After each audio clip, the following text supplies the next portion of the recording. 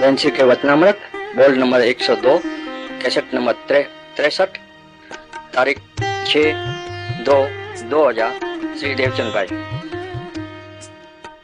नमो अर्यंताणम नमो सिद्धाणम नमो आयर्याणम नमो उवज्जायाणम नमो लोये सवसावणम नमो समय साराय स्वानुभूत्या चकास्ते चित्त भावाय भावाय सर्वभावांतरचिले मंगलम भगवान वीरो मंगलम गौतमो गणि मंगलम कुंद कुंदार्यो जैन धर्मोस्तु मंगलम सर्व मंगल मांगल्यम सर्व कल्याण कारकम प्रधानम सर्वधर्माणम जैनम जयतु शासनम ओंकार बिंदु संयुक्तम नित्यम ध्यायन्ति योगिनो कामदम मोक्षदम चैव ओंकाराय नमो नमः।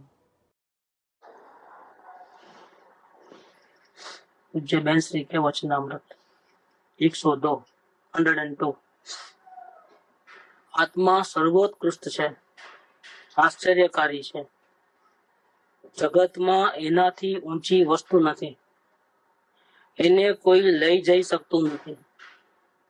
જે છૂટી જાય છે એ તો તુચ્છ વસ્તુ છે, તેને છોડતા તને ડર કેમ લાગે છે? अपने आत्मा की महिमा की है। तो बेंसी को तो अनुभव हो गया था 18 साल की उम्र में, और आत्मा का अनुभव करने से जो जीवन में परिवर्तन आता है, अपने अनुभव से निकले हुए वचन है। कहते हैं जगत के अंदर सबसे सर्वोत्कृष्ट अपना आत्मा है, इससे ऊंची कोई जगत में चीज नहीं है। और आश्चर्यकारी, आश्चर्यकारी क्या है? क्यों किसी के आधार पे नहीं और अपने आप में संपूर्ण है, ऐसी चीज है।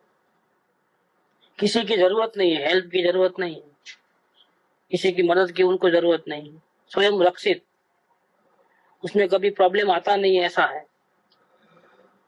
भले ही चार गति में अपने को नहीं पहचान करके भटकता है, कई प्रकार के दुख उठाता है, लेकिन आत्मा में एक भी गुण कम नहीं हुआ है। इतने के इतने, ऐसे के वैसे, ऐसे की वैसी पवित्रता है। परिणति में, अवस्था में गड़बड़ होने से स्वभाव में गड़बड़ नहीं हुआ है। पानी शीतल हो चाहे गर्म हो, उसका स्वभाव चेंज नहीं होता है, स्वभाव शीतल ही रहता है। गर्म पानी का स्वभाव कैसा? गर्म पानी की अवस्था तो गर्म है, लेकिन गर्म पानी की जो स्वभाव है वो कैसा है? अग्नि पे तेल डालेंगे तो और अग्नि होती है, और अग्नि में गर्म पानी डालेंगे तो अग्नि और बड़ी होती है क्या? देखो, पानी गर्म है, हाथ में उंगली डाले तो जल जाती है, लेकिन अग्नि पर डालो क्या होता है? ऐसा होना चाहिए कि और ज्यादा होनी चाहिए आग। तेल डालते हैं तो ज्यादा आग होती है, नहीं, स्वभाव शीतल है। वैसे ही जीव चार गति में भटकता है, और जब तक अपने आप को नहीं देखेगा, जानेगा, तब तक भटकता ही रहेगा, क्योंकि उसकी मृत्यु तो है नहीं। आत्मा की मृत्यु तो है नहीं, वो अजर अमर है। जब तक वो अपने आप को नहीं पहचाने तब तक दुख उठाते रहे, भटकते रहे, उधर से उधर, उधर से उधर, उधर से उधर। डिसीजन ये लेना है कि हमको सुख में रहना है कि दुख में रहना है। जीव या दुख में रहेगा या सुख में रहेगा, दो में से एक अवस्था में रहता है। जब तक वो अपने आप को नहीं पहचानेगा तब तक दुख में ही रहेगा, भले ही वो माने कि मुझे सुख मिल रहा है, लेकिन वो सुख नहीं है। ये सुख मिलने की कल्पना है, सुख है नहीं। कुत्ता हड्डी चबावे तो उसको खून निकलता है अंदर से, तो उसको लगता है कि हड्डी में से खून आता है, लेकिन ऐसा नहीं होता है। ये तो वो अपना खून है, हड्डी चुभने से वो लग गया है अंदर, उसको ऐसा लगता है कि हड्डी में से आता है। ये इसकी भ्रांति है। और चबाता है लेकिन और दुखी होने का है, और कुछ नहीं। ऐसे ही खा जोवे और अपने को खुजाने का होवे तो अच्छा लगता है, लेकिन तकलीफ में आ जाओगे। चमड़ी निकल जाएगी और पीड़ा ज्यादा हो जाएगी। गुजारने में सुख लगता है, लेकिन वो सुख वास्तव में असली सुख नहीं है। ऐसा ही आत्मा को देखे बिना जो कुछ भी सुख शांति मिलती है हमें, वो वास्तव में असली सुख शांति तो नहीं है। एक कल्पना है, हमको सुख मिलता है ऐसे, बाकी सुख मिल नहीं सकता है। सुख मिलने वाला भी नहीं है दुनिया में कहीं भी। तो अनंत काल तक ये आत्मा रहने वाली है। सुख में रहना कि दुख में रहना है, सबको सुख में रहना है। सुख में रहना है तो बाहर देखना बंद करके आत्मा को देखो। सिर्फ देखने मात्र से हमेशा के लिए दुख का नामो निशान मिट जाएगा। और जब तक नहीं देखोगे तब तक स्वर्ग में भी जाओगे तो दुखी रह जाओगे। स्वर्ग में भी शांति नहीं है। संयोग अनुकूल है, 5 इंद्रिय के साधन मौजूद है, जो मांगो मिल जाता है अजीत। फिर भी जीव दुखी है, क्योंकि सुख तो बाहर से आता ही नहीं है, संयोग में से आता ही नहीं। ये आत्मा में से ही सुख आता है, दूसरी आत्मा में से भी अपना सुख नहीं आता है। हरिहर भगवान सिद्ध भगवान में से भी अपना सुख नहीं आता है। अपना सुख तो अपनी आत्मा में से ही आता है। सिद्ध भगवान का आत्मा हमारे आत्मा जैसा है, या उनके जैसा ही हमारा आत्मा है, लेकिन हमारी आत्मा में और सिद्ध भगवान के आत्मा में एक ही फर्क है। भले वो संपूर्ण है, स्वभाव से भी और अवस्था से भी। हम स्वभाव से उनके जैसे हैं, लेकिन अवस्था में गड़बड़ है, दुख है, संताप है, चिंताएं हैं। इसके बावजूद भी हमको सुख कहाँ से मिलने वाला है? सिद्ध भगवान में से मिलने वाला है कि हमारी आत्मा में से मिलने वाला है? किसको देखने से सुख मिलने वाला है? हमको भव समुद्र से पार उतरना है तो सिद्ध भगवान सहायकारी है या हमारा आत्मा ही सहायकारी है? किसकी शरण में जाने से भव दुख मिटेगा? सिद्ध भगवान का आदर्श बना करके उनके गुणगान भले ही गावे, लेकिन शांति तो अपनी आत्मा में उपयोग लगाने से ही मिलने वाली है। इसीलिए हमारा आत्मा सिद्ध भगवान से भी ऊंचा है। स्वभाव में कोई फर्क नहीं है, लेकिन सुख की दृष्टि से देखा जाए तो सुख तो हमें हमारी आत्मा से ही मिलने वाला है। इसीलिए पेंसरी कहते हैं कि हमारा आत्मा सर्वोत्कृष्ट है। ऐसे बाहर से अवस्था से देखे तो सिद्ध भगवान सर्वोत्कृष्ट है, अवस्था से देखे क्योंकि जैसा स्वभाव है अंदर में वैसा ही पूरा प्रकट है। केवल ज्ञान भी पूरा है, सुख भी पूरा है, वीर्य भी पूरा है, किसी कर्मों का बंधन नहीं है, शरीर की जेल में कैद नहीं है, संपूर्ण है, 8 कर्म रहित। स्वभाव व्यंजन पर्याय, स्वभाव अर्थ पर्याय, दोनों स्वभाव पर्याय है शास्त्रीय भाषा में लेवल। क्योंकि जैसा स्वभाव है वैसी परिणति हो गई है। उनके नजर में हम अवस्था से तो पीछे ही है, आगे नहीं है। हम पामर है, हमारे पास जो ज्ञान है वो अंश मात्र भी नहीं, उनके सामने बिंदु मात्र भी नहीं। सुख जितना उनको मिलता है उतना हमको तो मिलता ही नहीं। जो ज्ञानी को भी बिंदु मात्र सुख मिलता है उनकी बराबरी में, अच्छा से बराबर। परिणति में तो हम पामर है। इसके बावजूद भी हमारा आत्मा सर्वोत्कृष्ट है। क्यों सर्वोत्कृष्ट कहा? क्योंकि हमको अगर हमारे परिणति में जो दुख है उसको मिटाना है तो सिद्ध भगवान की शरण में जाने से नहीं मिटेगा। अपनी आत्मा की शरण में जाएगा, अपने आप को देखेगा तो मिटेगा। इसलिए आत्मा सर्वोत्कृष्ट है और आश्चर्यकारी। आश्चर्यकारी माने क्या? कि नरक में गया है, निगोद में गया है, 4 गति में भटका है, अनंत काल से भटकता है, अब तक बहुत दुख उठाए है। इसके बावजूद भी इसके स्वभाव में थोड़ा भी फर्क नहीं आया है।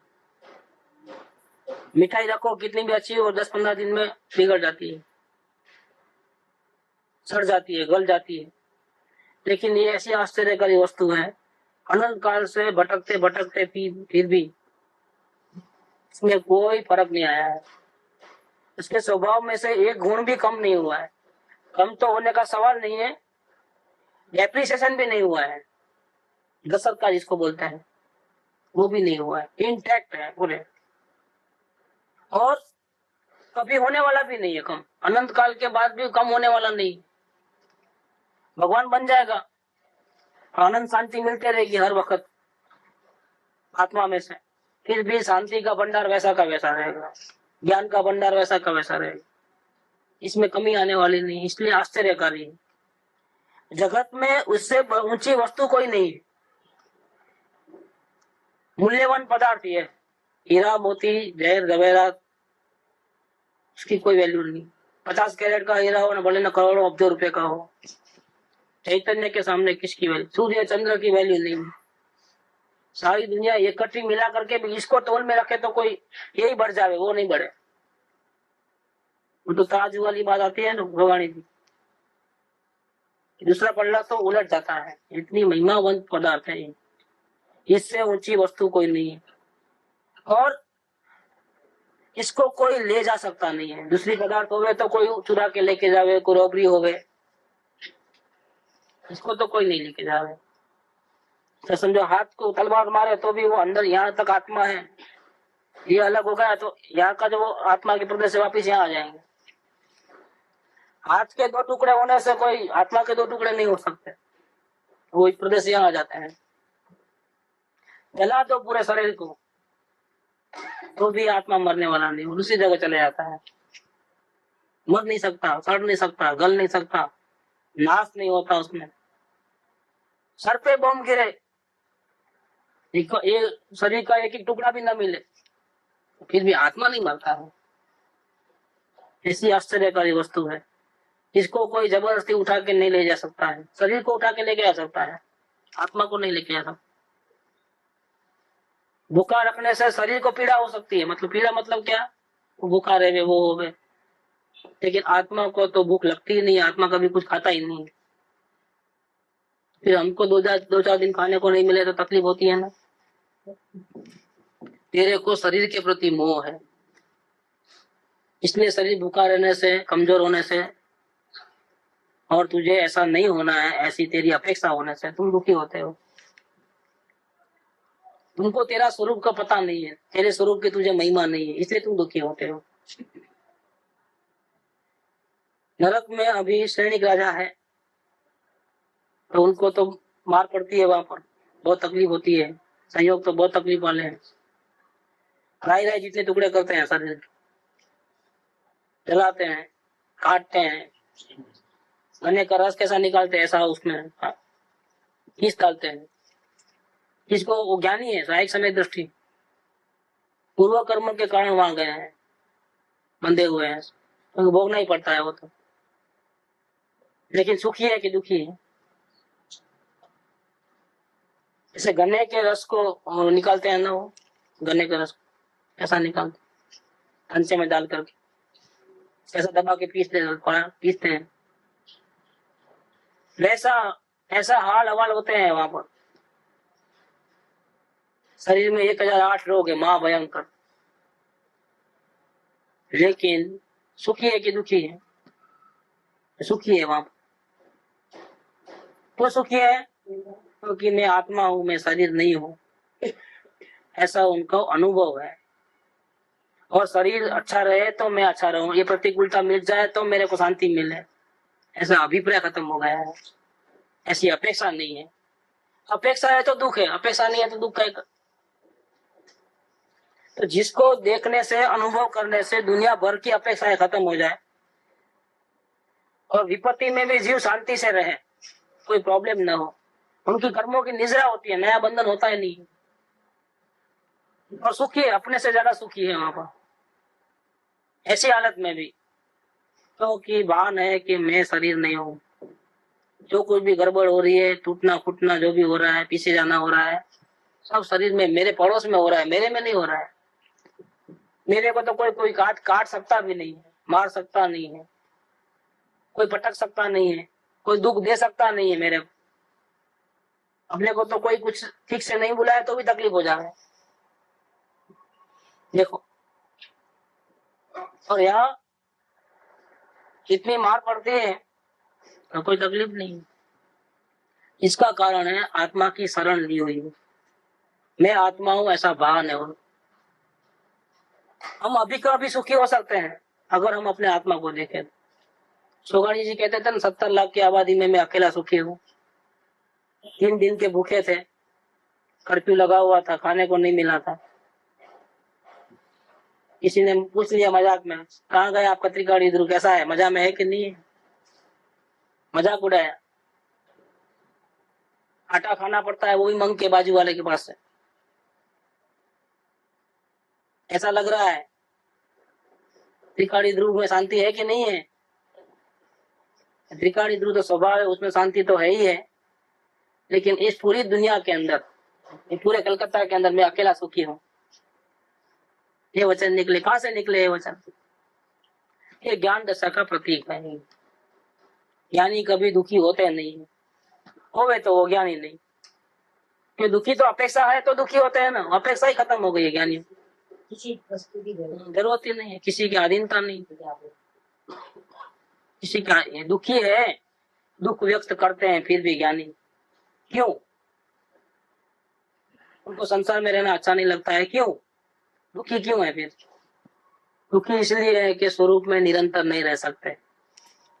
वो आएगा 103 नंबर में है वो बात, इसके बाद वाला कि चैतन्य में संपूर्ण रूप से अभी का अभी अंदर में रह जावे हम लीन, उपयोग बाहर जावे ही नहीं, और अकेले आनंद मिलता ही रहे, मिलता ही रहे, तो हमको और कुछ चाहिए भी नहीं। ऐसी सम्यक दृष्टि की भावना होती है। सम्यक दृष्टि की भावना ऐसी, नहीं बनना है राजा महाराजा, नहीं चाहिए परिग्रह के दमाद, रुपया पैसा धन दौलत हमें नहीं चाहिए, ये सब तुच्छ वस्तुएं हैं। भगवान आत्मा मेरा जो स्वरूप है, मेरा जो स्वभाव है, इसके सामने देखा जाए तो सारी दुनिया का राज्य मिल जाए, राजाओं के राजा बन जाऊं, स्वर्ग का देव बन जाऊं, और सब संपत्ति मिल जावे, इज्जत मिल जावे, फिर भी मेरे आत्मा की वैल्यू ज्यादा है। ये सब वैल्यू नहीं है, वैल्यू लेस है, सब तुच्छ वस्तु है, तुच्छ वस्तु है बिल्कुल। ऐसा उनकी नजर में रहता है। अगर चॉइस का मामला आवे तो वो बोलेंगे कि भाई हमारा उपयोग अंदर में रहे, वही हम चाहते हैं और कुछ नहीं चाहते। ये हमारी कमजोरी है, हमारी साधना में कमी है, हमारे अभी इतना डेवलपमेंट अंदर में स्थिरता का नहीं हुआ है, इसीलिए मजबूरी से हमको उपयोग बाहर रखता आता है। उपयोग बाहर आता है, हम चाहते नहीं है कि उपयोग बाहर रहे, हम तो निरंतर आत्मा में रहना चाहते हैं। क्यों? कि इससे ऊंची जगत में और कोई चीज ही नहीं है। आश्चर्यकारी है, उसको देखने से ही शांति मिल जाती है, देखने मात्र से राग द्वेष खत्म हो जाते हैं, अशांति खत्म हो जाती है, और परमात्मा हूं ऐसा हमारे में अंदर में पावर आ जाता है। भगवान को जो पावर होता है, चित भगवान को, वैसा पावर कि मैं भगवान हूं, ऐसा चौथे गुणस्थान में सम्यक दृष्टि को रहता है। शिव भगवान भी ये मानते हैं कि मैं भगवान आत्मा हूँ, और सम्यक दृष्टि भी यही मानता है। क्या मानता है? मैं भगवान आत्मा हूँ। वो पर्याय दृष्टि से देखता ही नहीं है अपने, देखे तो हैरान हो जावे, लेकिन देखता ही नहीं, नहीं देखता इसलिए तो अनुभव है, पर्याय से नहीं देखता है इसीलिए तो उसको आत्मा का अनुभव होता है। द्रव्य दृष्टि वो सम्यक दृष्टि। गुरुदेव का सोनगढ़ में देखे ना, वो रूम है, ऊपर दीवार पे बहुत बड़े बड़े अक्षर लिखे हैं, उसमें लिखा हुआ है द्रव्य दृष्टि ये सम्यक दृष्टि। जितने बड़े अक्षर है, एक एक 1.5 फीट का एक एक अक्षर है। सम्यक दर्शन होने के बाद उसकी नजर अवस्थाओं के ऊपर नहीं रहती है। नजर माने आधार बुद्धि, इसीलिए दुखी नहीं है। दुखी नहीं है, इसलिए एक भी परिणाम को पलटाना नहीं चाहता है। परिणाम मलिन भी हो तो भी पलटाना नहीं चाहता, तकलीफ होवे लेकिन पलटाना नहीं चाहता। जानकारी में सब आवे, साधक दशा है तो मिश्र अवस्था है, जितनी साधना की है उतना आनंद है, जितनी साधना अधूरी है उतना गम भी है, ये सबको जाने, लेकिन एक भी पर्याय को पलटाने का भाव नहीं होवे, उसका नाम सम्यक दर्शन, सम्यक दृष्टि ज्ञानी। हेरा फेरी करने का भाव फिर भी उसको नहीं रहता है। क्यों? कि उसको परमात्मा के ऊपर नजर है, आधार बुद्धि उसकी है, स्वयं परमात्मा है, उसको किसी की जरूरत नहीं है। इसलिए बाहर में कुछ भी चेंज होते हैं तो ये ऊंचा नीचा नहीं हो जाता है, तकलीफ में नहीं आता है, हैरान नहीं हो जाता है। बाहर में कुछ भी हो, आसमानी सुल्तानी हो जाए, जो ना नहीं बनने का बन जावे, इसको कोई आश्चर्य नहीं होता है। ऐसा जगत का नियम है, तो होने ही वाला है।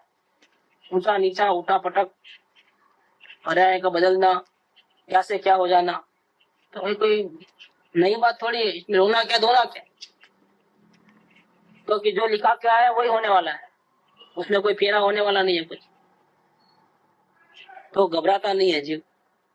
ज्ञानी पुरुष घबराते नहीं, टेंशन में आते नहीं। आसमानी सुल्तानी हो जावे तो भी उनको डर नहीं लगता कि मेरा क्या होगा, ऐसा नहीं होता है। ये किसका प्रताप है? ये आत्मा की शरण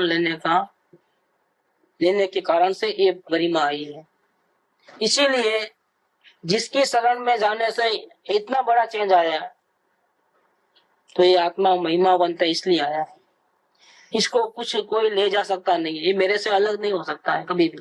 दुख चाहे जितने आवे, शरीर कट जावे, जल जावे, लेकिन मेरे संपत्ति मेरे पास ही रहती है, कोई छीन सकता ही नहीं है।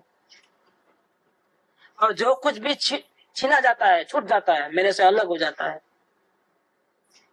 वो मेरी वस्तु नहीं है, वो तो तुच्छ वस्तु है। तुच्छ वस्तु है, उसकी कोई वैल्यू नहीं है। मेरे से जो अलग हो जाए, शरीर अलग हो जाए, परिग्रह अलग हो जाए, अलग होना ही है एक दिन तो जो मेरे से अलग हो जाए वो तुच्छ वस्तु है, क्योंकि मेरे को सपोर्ट करने वाली नहीं है। मेरे को उसका आधार ले, हम उसका आधार ले तो हम डूब जावे, क्योंकि वो जावे तो हम जावे। ऐसी चीजों जो हमारे से अलग हो जाने वाली है, 5 साल के बाद, 10 साल के बाद, 50 साल के बाद, उसके भरोसे पे कोई काम करे तो क्या होगा? चलो अपन पार्टनरशिप करेंगे, बिजनेस करेंगे, कितने साल की कॉन्ट्रैक्ट करना है, मेरा कोई भरोसा नहीं। मैं कभी भी आज तो साइन करूं, कल निकल भी जाऊं, क्या पार्टनरशिप करने का क्या मतलब है? मेरा कोई भरोसा नहीं। मेरा दिमाग में फेर जाए तो मैं सुबह साइन करता हूँ पार्टनरशिप डीड के ऊपर, शाम में रिजर्वेशन डीड बना दूंगा। अब बोलो कौन करेगा पार्टनरशिप? इसके आधार पे हम कुछ भी प्लानिंग कर सकते हैं। चलो सगाई करना है, शादी करना है, लेकिन कभी भी डाइवोर्स ले लेंगे हम, हमारा सर फिरा तो खत्म। बोलो क्या करोगे? वो शर्त कोई रखे तो आपके सामने, क्या शादी करोगे, सगाई करोगे उनके साथ?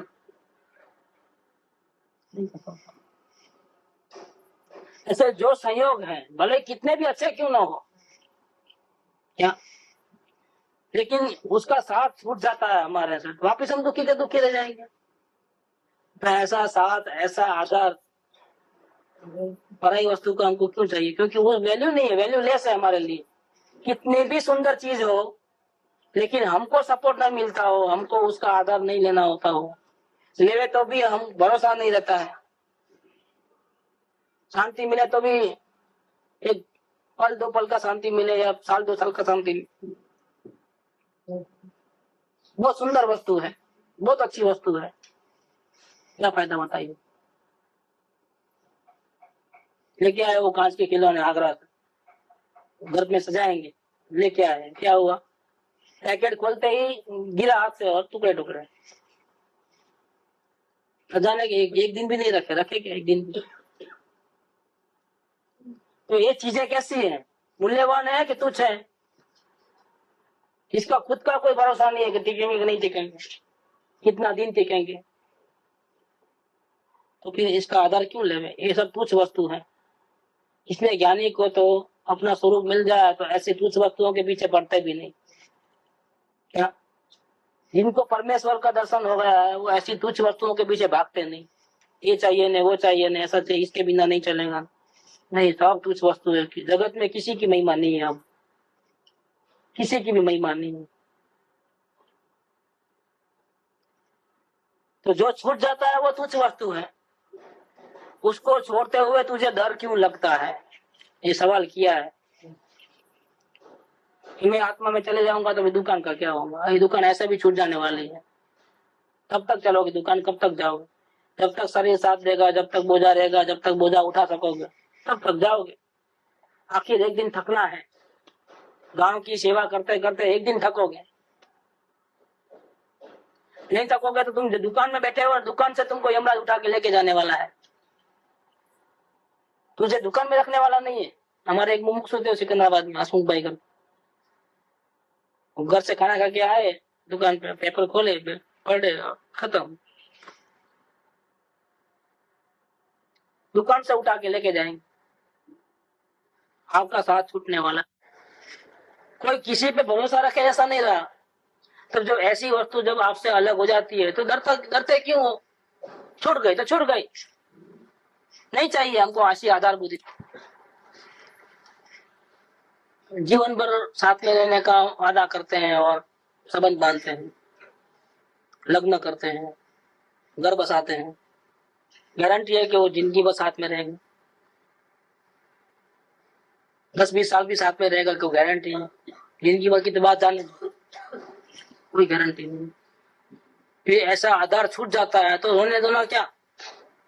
ये हम मूर्ख थे कि ऐसे आधार में हम रहे, बाकी आधार मिलने वाला ही नहीं था। ये जीव तू ब्रह्मा तने हित कहूं છું, सुख अंतर में छे, बाहर शोधवाथी मळशे। दूसरे का आधार लेगा, पार किया सदा निराश।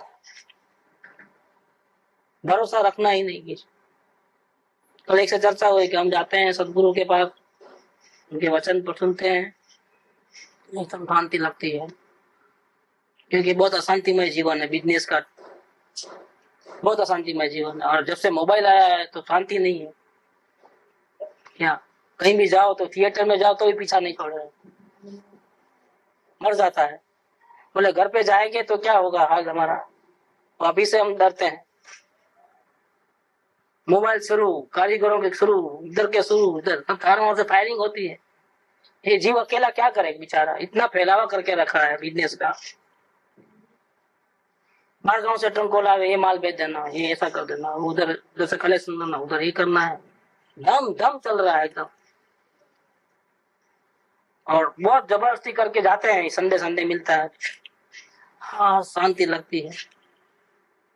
सदगुरु के शरण में आए और कुछ बातें सुनी और जीव को तारक होती है। सत्संग में गए तो, लेकिन सत्संग दिन भर थोड़ा मिलता है, वो 1 घंटा 1.5 घंटा 2 घंटा, थोड़ी भक्ति किया, थोड़ा स्वाध्याय किया हो, शांति से बैठे धमाल से स्विच ऑफ करके मोबाइल की, वापिस वो सत्संग पूरा हुआ और धमाल चालू होती है। हम टिका नहीं पाते हैं वो शांति। क्या ऐसा लगता है कि क्या कहीं भाग जावे, लेकिन शांति नहीं है हमारा, क्या करेंगे। तो बोले बार बार प्रयत्न करते हैं टिका के रखने का वो शांति को, लेकिन टिकती नहीं है। क्यों नहीं टिकती है? कि हमने किसका आधार लिया?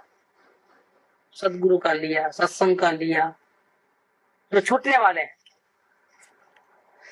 आधार लेना है, लेकर के ऐसा आधार लेना है कि फौरन हम अपनी शक्ति पे चार्ज कर ले हमेशा के लिए, कि बार बार आधार लेना पड़े ऐसा ना हो। फिर आवे भक्ति बस आवे, आपसे बचने के लिए आवे, उपकार बुद्धि से आवे, आप में मिलकर के आत्मा की चर्चा करें, कोई मना नहीं है। लेकिन आधार बुद्धि से नहीं। आधार बुद्धि तो 6 महीने से ज्यादा रखना ही नहीं है।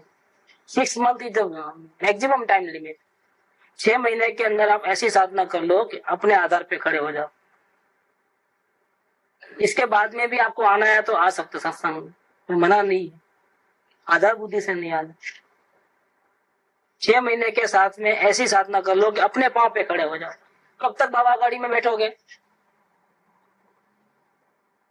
चलना सीखना है तो बाबा गाड़ी में बिठाया, चलना सीख गया, 2 साल का 3 साल का होगा, फिर बाबा गाड़ी नहीं छोड़ता है, ऐसा कैसा हो सकता है? स्कूल जाने को लग गया तो बाबा गाड़ी लेके जाएगा स्कूल में, ऐसा कैसे हो सकता है? नहीं चलेगा। तो तुमने आधार लिया है दूसरों का, अगर तुमने अपना आधार लिया होता तो ये नौबत नहीं आती, शांति कायम रहती। जिस सत्संग में अपना आधार कैसे लेना वो नहीं सिखाते हैं, उसको सत्संग क्या कहें आप? उसको तो गुलाम बनाने का एक स्कूल खोल के रखी है कि आप आओ, झुको, शरण में रहो और आते रहना, भक्ति करते रहना, जिंदगी भर गुलामी करते रहना। नहीं, ऐसे ये सत्संग ही नहीं है। सत्संग इसको कहे कि जहां जाने से हमको हमारा आधार कैसे लेना, गुलामी से कैसे मुक्त हो जाना, अपनी शक्ति का एनलार्जमेंट कैसे होवे, विकास कैसे होवे, ऐसे हम बन जाए कि किसी की जरूरत न पड़े, हमारे बाहर आधार की जरूरत न पड़े, उसका नाम है सत्संग। सतनो रंग चढ़ावे एनु नाम सत्संग। कृपालदेव कहते हैं सत्य नो रंग चढ़ावे, जो हकीकत है, जो वास्तविकता है, उसको दिखावे और उसका रंग चढ़ावे, मैंने उसका भगत बना देवे। तब मुझे किसी की जरूरत नहीं। सत्य मेरे हाथ में आ गया है। सत्य कहो, आत्मा कहो, शांति कहो, सब एक ही वर्ड है। Truth is God, love is God, peace is God, सब यही आत्मा ही है। आत्मा से बाहर कोई चीज बाहर नहीं। आत्मा का स्वरूप ही ऐसा है कि लव हुए बिना न रहे, देखे तो लव हो जाए, ऐसा स्वरूप है। सारे जहां से अच्छा वो सिद्ध भगवान बनने के बाद सारी दुनिया को देखते हैं अपने केवल ज्ञान में। सारे जहां से अच्छा क्या लगता है? शुद्धात्मा हमारा। सिद्ध भगवान को तो सब मालूम है ना पूरी दुनिया, लेकिन देखते किसको है? नजर कहाँ है? आधार बुद्धि किसकी ली हुई है? अपने स्वरूप की। क्योंकि आत्मा है ही इतना महान, जिसको सिद्ध भगवान, अरियन भगवान, पंच परमस्थि जिसके शरण में है, क्या जिसकी शरण पंच परमस्थि लेते हैं, वो कौन है? वो आत्मा है। ये आत्मा ही सर्वोत्कृष्ट है। जगत में इससे ऊंची कोई वस्तु नहीं। मंगलमय मंगल करण वीतराग विज्ञान नमो ताहि जाते भय अनंत आदि महान। अनंत भगवान को भी शरण लेनी पड़ती है। अनंत भगवान ऊंचे होंगे हमारे नजर में, सिमंदर परमात्मा महान है, लेकिन वो किसका आधार लेके रखे हैं?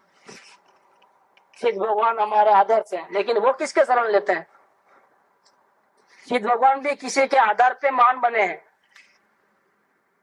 सिद्ध भगवान को भी किसी की जरूरत पड़ी है। वो कौन? वो आत्मा उनका। अगर उनका आत्मा का साथ नहीं होता तो वो सिद्ध भगवान नहीं बनते। अरियन भगवान भी उनकी आराधना करे, पंच परमेश्वरी आचार्य भगवान भी उनकी आराधना करे। किसकी आराधना करते हैं जंगल में? मुनि भगवान किसकी आराधना करते हैं? हम आत्मा की आराधना करते हैं। तो महान कौन? मुनि भगवान महान, अरियन भगवान महान, सिद्ध भगवान महान कि आत्मा महान? बोलो कौन महान है? किसको महान कहोगे आप? अरे जिसके अनुभव से मेंढक का जीव छोटा सा तिर्यंच, उसकी इतनी वैल्यू हो जाए गणधर देव उसको देव कहे। किसको? मेंढक को। क्यों देव कहते हैं गणधर देव मेंढक को? क्योंकि मेंढक को अपने आत्मा का अनुभव हुआ है, वो चौथे गुणस्थान में है। और गणधर देव कौन से गुणस्थान में है? छठे सातवें गुणस्थान में। उसी वो मोक्ष जाने वाले हैं। इतने महान, चार ज्ञान के धारी। मेंढक को तो नमस्कार मंत्र बोलना भी नहीं आता है। क्या? 7 तत्वों का नाम, 6 द्रव्य का नाम, शास्त्र की भाषा कुछ पता नहीं, पढ़ना ही नहीं आता है, किताब ही नहीं है उनके पास, फिर भी आत्मा का अनुभव हुआ है। तो गंधर्व देव 4 ज्ञान के धारी, श्रुत केवली 12 अंक के धारी, छठे सातवें गुणस्थान में रहने वाले, दिन में हजारों बार निरीकल्प अनुभव करने वाले, ऐसे गंधर्व देव क्या कहते हैं कि मेंढक का जो जीव है वो मेंढक नहीं है, वो देव है। इतनी महिमा क्यों आई मेंढक की? क्योंकि मेंढक के जीव ने अपनी आत्मा की शरण, आत्मा की शरण लेने वाला महान हो गया। देखो क्या बात है। तो महिमा किसकी करना? मेंढक की करना कि उसके आत्मा की करना? महान कौन है? जिसके शरण में रहने से पामर भी भगवान बन जावे। अवस्था ऐसे की वैसी हो, लेकिन उसकी महिमा बढ़ जावे, मोक्षगामी जीव हो जावे, तो 4 भाव में मोक्ष जाने वाला हो जावे। वो सब किसकी महिमा है? वह चैतन्य देव की महिमा है। फिर जीव को अपनी महिमा नहीं है और बाहर के तुच्छ संसारी पदार्थ, धन दौलत इज्जत आबरू कुटुंब परिवार, इनका साथ, इनका सपोर्ट, इनका उठा पटक, इनकी संभाल रखने में इतना जीव अपना टाइम बर्बाद करता है कि अत्यंत मूल्यवान जगत की सर्वोत्कृष्ट वस्तु की केयर नहीं करता है। वो जीव देखता नहीं। इतने सारी धन संपत्ति हो गए अपने पास, खजाने, इसमें एक 100 कैरेट का हीरा होवे, सबसे ज्यादा संभाल किसकी रखेंगे हम? कि नहीं, वो थोड़ा 4-5 नेकलेस पड़े हैं सोने के, थोड़े बहुत और भी आइटम पड़ी है, और ये भी पड़ा है, ध्यान किसका रखें, वैल्यू किसकी है? ऐसे हमारे अगल बगल में जो कुछ भी संयोग है, और हम भी हैं उनके साथ में, शरीर, कुटुंब, परिवार और हमारा भगवान आत्मा शरीर में अंदर बैठा है, वो सब कुछ जमेले के अंदर सबसे मूल्यवान वस्तु क्या? जिसकी शरण में रहने से उसको देखने मात्र से शांति मिल जावे, आधार बुद्धि छूट जावे, भिखारी वृत्ति खत्म हो जावे, मोक्ष निश्चित हो जावे, कर्मों की निजरा शुरू हो जावे, और चाहे जितनी तकलीफ, नरक जितनी तकलीफ में भी शांति में रहना होवे जिसकी शरण में जाने से। ऐसा महान पदार्थ कौन? कि हम स्वयं। लेकिन सारा दिन करते क्या है हम? इतनी मूल्यवान वस्तु की जैसे कि कोई वैल्यू नहीं है, गिनती नहीं है, देखते ही नहीं है उसके सामने। और जो तुच्छ वस्तु है, जिसकी कोई वैल्यू नहीं, जो छूट जाने वाली है, कुछ पल, 2 पल, 7 साल, 2 साल, या ये बहुपूर्ण उतना ही साथ है जिसका, इसके बाद साथ मिलने वाला नहीं, उसकी तो सारी फिक्र है। तो हमारी नजर में धोखा हो रहा है, धोखा खा गई है। घर के दरवाजे पे प्राइम मिनिस्टर आया है और भिखारी आया है, 2 जने आए हैं, 5 पैसा दो भाई साहब, 5 पैसा दो करके वो चिल्ला रहा है, और यहाँ प्राइम मिनिस्टर आया है, बोलो क्या करोगे? आपका ध्यान किधर जाएगा? और हम प्राइम मिनिस्टर को देखे नहीं, उसके तो कुछ आओ नहीं बोले, कुछ नहीं, हो भिखारी से बात करे, नहीं 5 पैसा नहीं, बाद में आना, जाओ अभी। ऐसे उसके साथ बातचीत में लग गया, आधा घंटा बहस कर ले, और वो आके चले जावे तो क्या होगा? हमने क्या अच्छा काम किया कि बुरा काम किया? हमारे फायदे का काम किया कि नुकसान का काम किया है?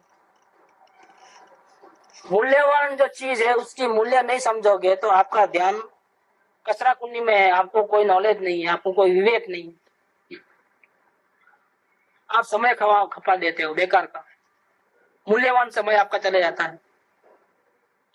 आत्मा को छोड़ करके, आत्मा को नहीं देख करके और ऐसा क्या काम करते हो आप जिससे आपको फायदा होता है?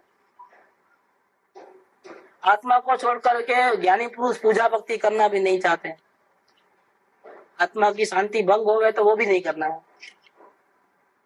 देखो, क्योंकि उपयोग अंदर में जाए उसमें शांति जो मिलती है, वो उपयोग बाहर रहने शांति मिलती ही नहीं। क्यों अच्छा नहीं लगता है?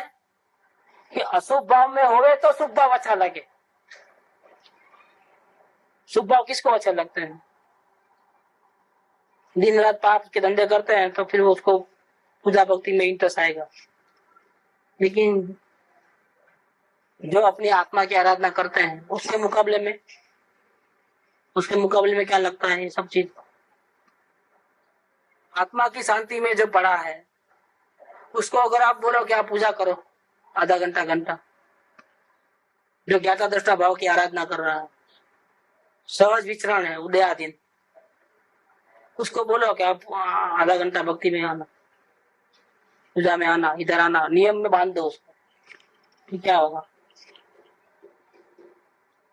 जो पाप में पड़ा है, सारा दिन धमाधम में पड़ा है, उसको तो भक्ति अच्छी लगेगी, उसको तो पूजा पाठ भी अच्छे लगेंगे, ये विधान अच्छे लगेंगे, लेकिन जो ज्ञाता दृष्टा की शांति में पड़ा हुआ है जीव, अगर उसको लेके गए यहाँ पर तो आग लगती है अंदर में, ये कहाँ फंस गया, ये क्या कर रहा हूं मैं, ऐसा लगता है, बोझा लगता है।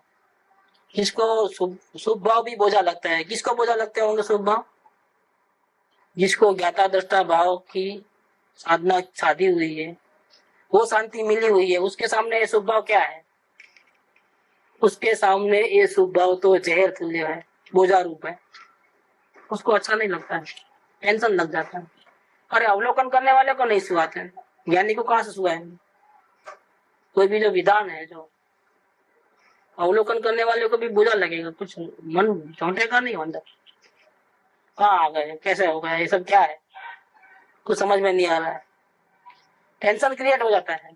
तो ज्ञानी को तो होगा ही होगा। ये तो अशुभ से बचने के लिए एक क्रिया ज्ञानियों ने करके रखी है, ज्ञानियों ने ही की है पूजा भक्ति आदि भी, कि जब जब हम आत्मा की शरण लेना चाहे तो भी हम अंदर में स्थिरता से नहीं रह सकते, तो बाहर में उपयोग जब आ गया है तब अशुभ भाव में नहीं जावे, और जिनेन्द्र देव की महिमा में, मुनिराज की महिमा में ही समय बीते, उसके लिए ये सब प्लानिंग है, पूजा अलग अलग प्रकार की, बहुत सारी विधियां, ये सब है, बाकी तो पूजा रूप है। तो यहाँ कहते हैं कि आत्मा सर्वोत्कृष्ट है, आश्चर्यकारी है, जगत में इससे ऊंची कोई वस्तु नहीं है, इसको कोई लेके जा सकता नहीं है, चोरी नहीं कर सकता, रॉबरी नहीं हो सकती है, लूट नहीं सकता है, छीन नहीं सकता है, काट के भी नहीं लेके जा सकता है। जो छूट जाता है वो तुच्छ वस्तु है। हम आत्मा में जाएंगे, आत्मा की आराधना करेंगे तो बहुत सी चीजें जो संयोग है, इज्जत आबरू है, परिवार है, धन दौलत है, सबकी महिमा कम हो जाएगी अपने आप ऑटोमेटिकली।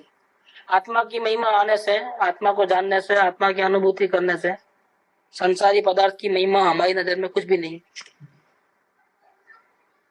जीरो हो जाएगी वैल्यू। तो जो छूट जाता है वो तुच्छ वस्तु है, और आत्मा कभी छूटता नहीं है हमारा से, हमारे पास ही रहता है। उसको देखने से हमको परम शांति हमेशा के लिए मिलती है। तो फिर इसके मुकाबले में जो अन्य पदार्थ है, लोग सोचते हैं कि आत्मा में जाने से उसका ध्यान नहीं रहता है, उसका ध्यान नहीं रहता है, फिर ये गड़बड़ हो जाएगी, वो गड़बड़ हो जाएगी। आज नहीं तो कल होगी। छूटने वाली जो बात है, नुकसान वाली बात है, वो तो होने वाली है। करोड़ रुपया कमा लिए बहुत ध्यान रख करके बिजनेस में, फिर नहीं छुटाएंगे करोड़ रुपये, हमेशा तुम्हारे साथ रहेंगे मरते दम तक, मरने के बाद भी नहीं। वो सब तुच्छ वस्तु है। और जो छूटने वाली है, आज छूटे या कल छूटे, आखिर छूटना ही है। तुझे डर क्यों लगता है? तू अपने आत्मा का आधार ले लेना, क्योंकि वो कभी छूटने वाला नहीं है। एक वक्त कॉन्ट्रैक्ट किया तो भगवान आत्मा तुझे छोड़ने वाला नहीं है। एक वक्त दर्शन कर लिया, एक बार तो वो भक्ति करके, उपासना करके कैसा भी देख लेता है आत्मा। ऐसे केसेस भी बने हैं। हाँ, तारो गायक आत्मा तारी पास अच्छे है, तुम डरते क्यों? आत्मा की अनुभूति होने के बाद कई लोगों ने प्रमादवश या दूसरे काम में फंसने के कारण, बुरी संगति के कारण साधना बराबर नहीं की। एक 6 महीना 12 महीने गलत तरीके से गए, लेकिन वो ज्यादा दिन तक रह नहीं सकेगा वहां। ऐसी हालत अंदर में तकलीफ होते जाती है। फिर उसको आत्मा की शरण में या सदगुरु के शरण में या सत्संग में आना ही पड़ता है। एक बार स्वाद चखा, और सोगानी जी कहते हैं कि एक बार स्वाद चखा, अब तुम जाओ जाओ संसार में जाओ, जाओ वो क्या सुख देखेंगे। आत्मा का स्वाद चखने के बाद तुम कहीं भी जाओ, चलो पूरा दुनिया घूम के बाद में आना, तुझे कहीं भी वैसी शांति नहीं मिलेगी, तुझे बार बार यहाँ ही आना पड़ेगा। एक बार घूंट पिया, आत्मिक आनंद का स्वाद चखा, और वो खलास। और वैसी शांति दुनिया में किधर भी किसी कोने में भी नहीं, इवन समोसन में भी वैसी शांति नहीं मिलने वाली है। भगवान के समोसन में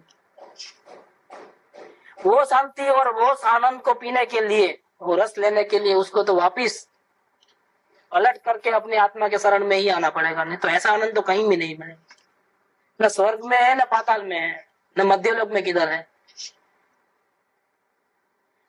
न जिनेन्द्र देव के समोसन में ऐसा आनंद। भगवान बाजू भी रहते हैं, वो आनंद नहीं मिलेगा जो अपने आत्मा को देखने से मिलेगा। वो पलट करके आएगा, क्योंकि एक बार स्वाद चख लिया है ना, अभी वो कहीं भागने वाला नहीं, वो आएगा ही आएगा। थोड़ा उसके पूर्व कर्म के उदय के कारण से ऐसे पूरे संयोग में कहीं फंसा है, कुछ भी हुआ है, उपयोग वेस्ट कर रहा है, लेकिन वो शांति, वो जो चखी है वो शांति कहीं नहीं मिलेगी, तो वापिस आएगा आएगा आएगा, पटक करके भी आएगा। ये बात कहते हैं कि इससे ऊंची कोई वस्तु नहीं है। तो तुझे अन्य पदार्थ छूट जाएंगे तो ऐसा डर क्यों लगता है?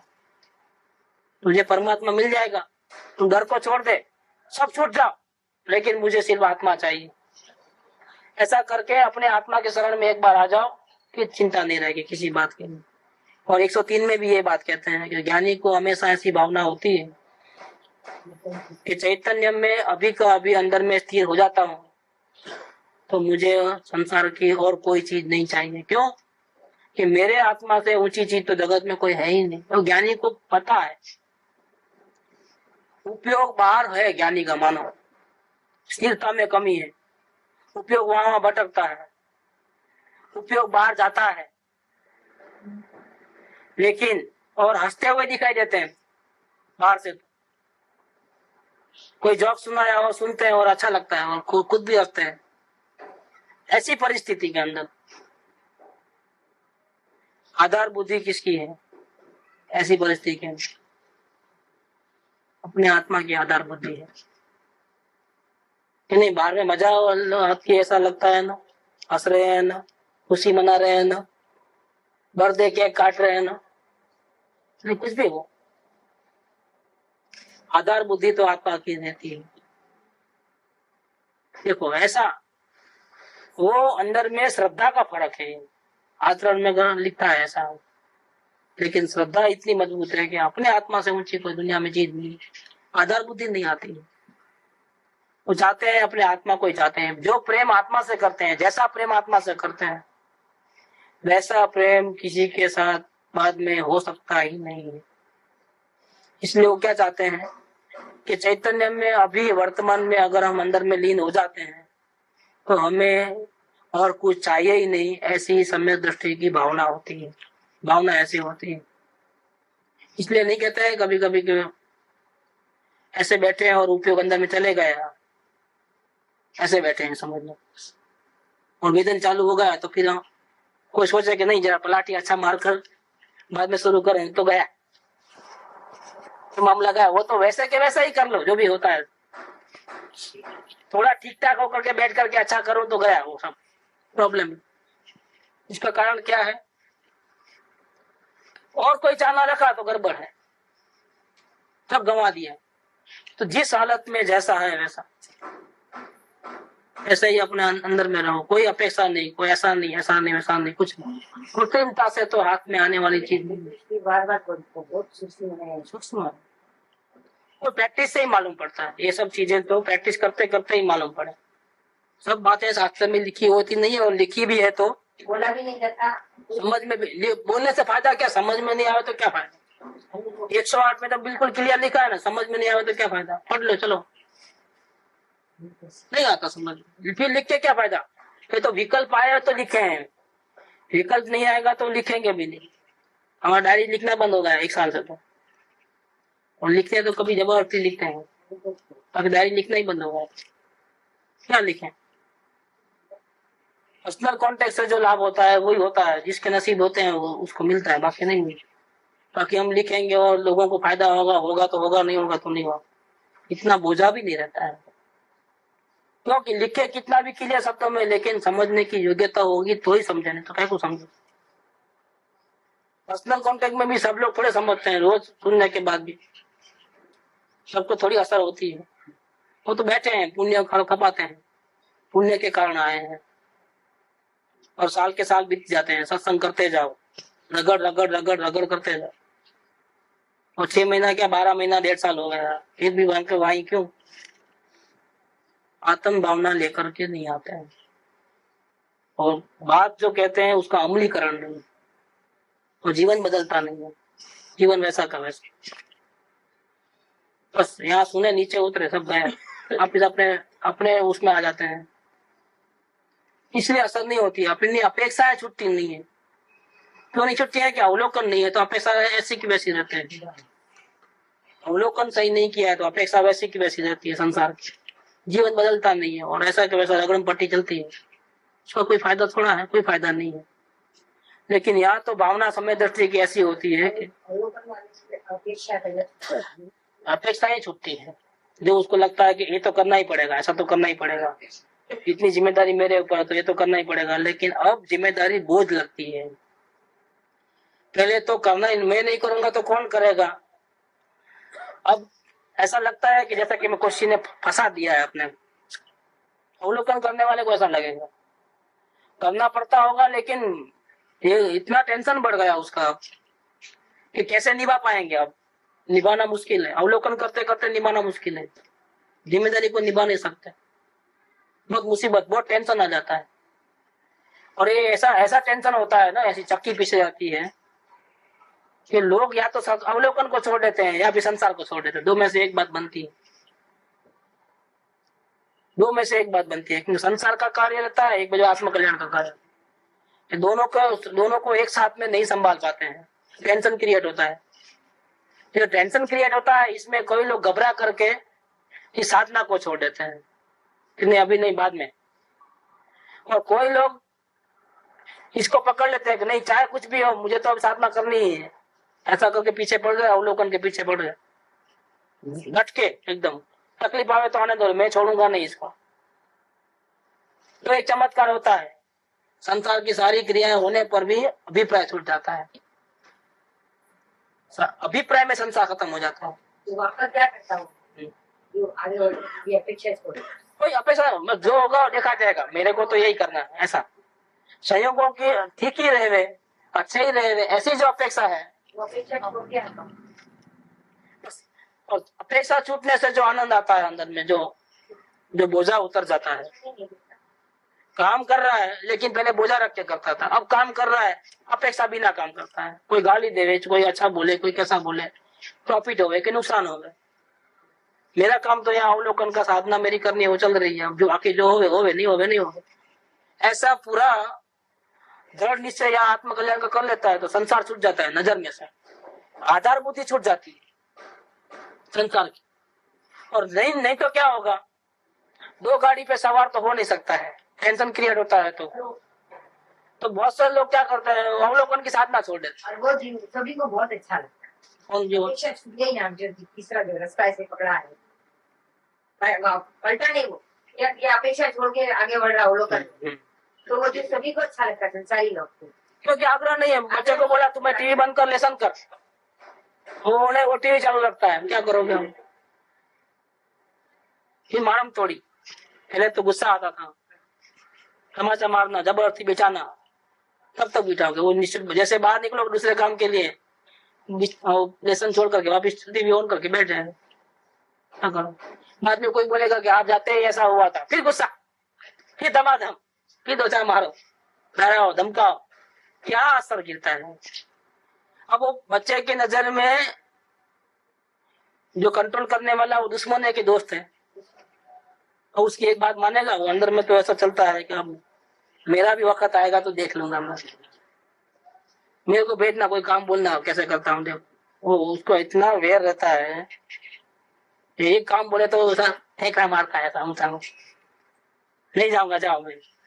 अब अपनी घर जाती है तो बताएगा कार्य दिन के, नहीं होता है ये कार्य। दोनों दुखी है, ये भी दुखी वो भी दुखी। और अब हमने बोला, सलाह दे दिया, नहीं माना, कोई बात नहीं। आग्रह नहीं है तो क्रोध नहीं है, क्रोध नहीं है तो अपेक्षा नहीं है, तो हमको शांति है। अच्छा हम शांति में है, हम जबरदस्ती नहीं करते तो वो भी शांति में है, क्योंकि उसको मनमानी होने देते हैं। तो फिर कोई किसी के सुख में बाधा रूप नहीं बनते हैं, तो दुश्मन है कि दोस्त है, ऐसा वातावरण बनता है। हम भी खुश, तुम भी खुश, जो होना है होगा। क्या होगा, फेल होगा ना परीक्षा, फेल नहीं होना, वो हो जाएगा, चिंता की बात नहीं है। सुख धाम अनंत सुसंत चही, दिन रात रहे तद ध्यान मही, प्रशांति अनंत सुधाम